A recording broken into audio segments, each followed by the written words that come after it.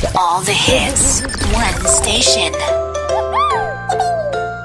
You are listening to TKK 89.5 North Star FM Radio, Tatak K, Radyo Kaalamang Pang-Modular. Magaan na sa buhay, madali pa sa pag-aaral.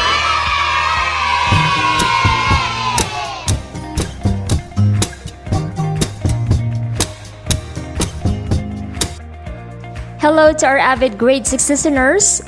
It's English time once again. It's been weeks since we have gone on air, and I hope that you are learning so far. So, get ready with your paper and pen. Let's learn together!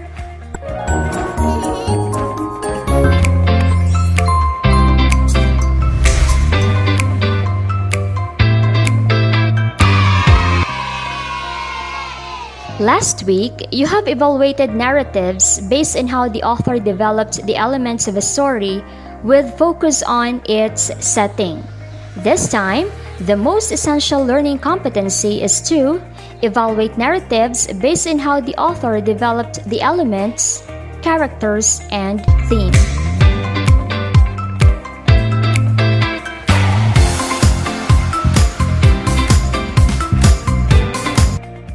Characters, as one of the elements in a story, play a vital role because the plot revolves around them.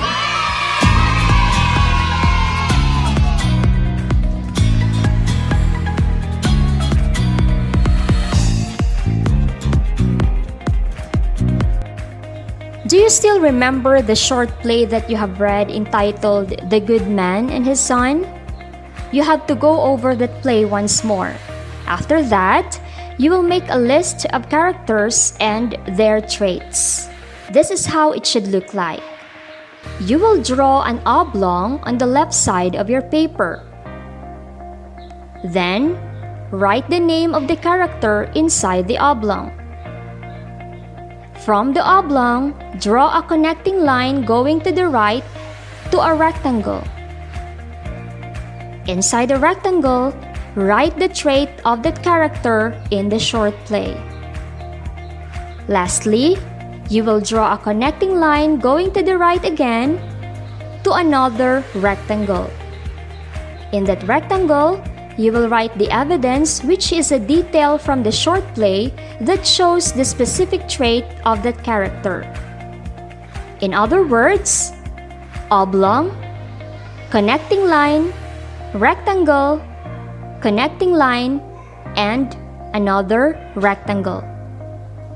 Write the name of the character inside the oblong, its trait in the first rectangle, and the detail from the short play showing its trait in the second rectangle.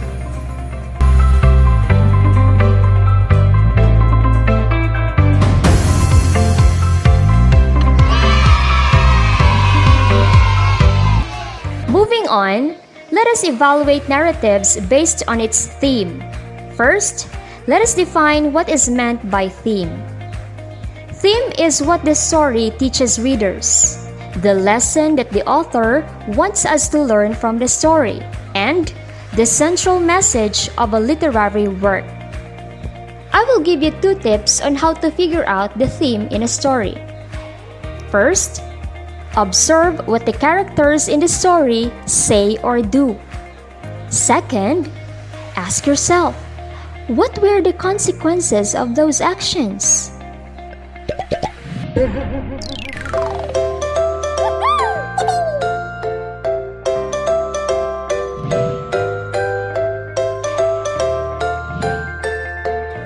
We also have rules in writing theme. Okay, first, themes are best written in a complete sentence, okay? So we have this, what we call thematic concept.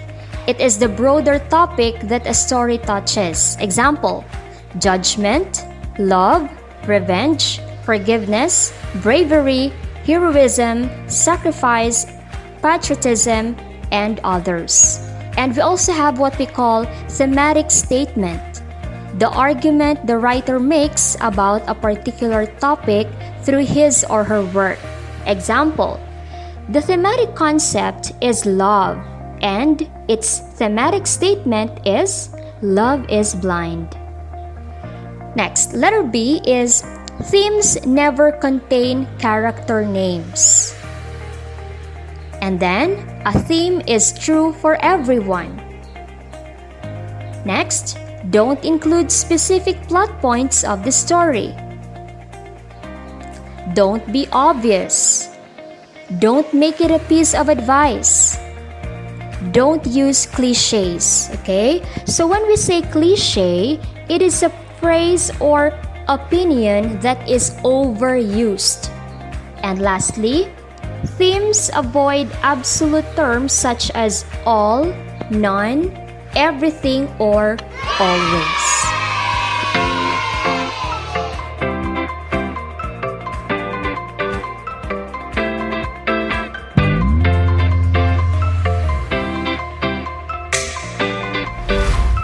Let's try to figure out the theme in this story.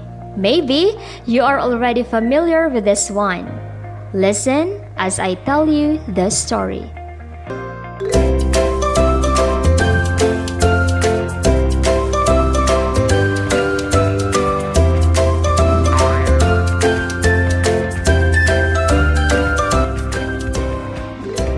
The Lion and the Mouse. Once, when a lion was asleep, a little mouse began running up and down upon him. This soon awakened the lion, who placed his huge paw upon the mouse and opened his big jaws to swallow him. "Pardon, O king!" cried the little mouse. "Forgive me this time. I shall never forget it, and I may be able to do you a favor in the future."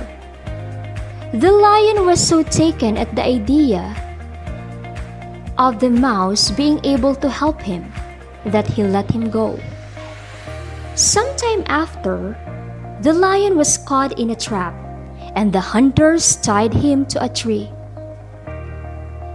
Just then, the little mouse happened to pass by, and seeing the sad plight of the lion, went up to him and soon gnawed away the ropes that bound the king of the beasts. "Was I not right?" said the little mouse. A lion lay asleep in the forest, his great head resting on his paws. A timid little mouse came upon him unexpectedly, and in her fright and haste to get away, ran across the lion's nose. Roused from his nap, the lion laid his huge paw angrily on the tiny creature to kill her. "Spare me!" begged the poor mouse. "Please let me go, and someday I will surely repay you." The lion was much amused to think that a mouse could ever help him, but he was generous and finally let the mouse go. Some days later, while stalking his prey in the forest, the lion was caught in the toils of a hunter's net. Unable to free himself, he filled the forest with his angry roaring. The mouse knew the voice and quickly found the lion struggling in the net. Running to one of the great ropes that bound him, she gnawed it until it parted. And soon, the lion was free. "You laughed when I said I would repay you," said the mouse. "Now you see that even a mouse can help a lion."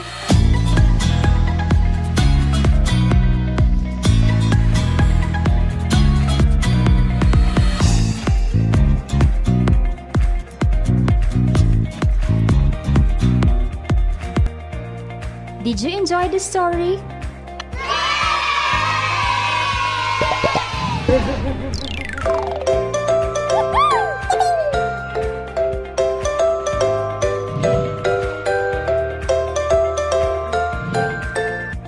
In this story, the topic or the thematic concept is kindness.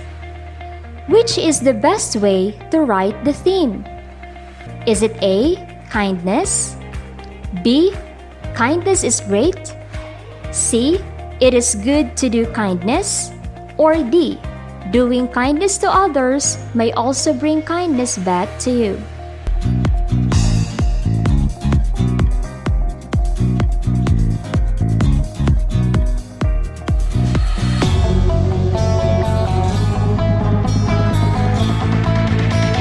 Let me know your answer by sending me a message to 0948-447-4565. Stay safe, healthy, and happy! Once again, this has been your teacher of English, Teacher Laura. Dios mabalos!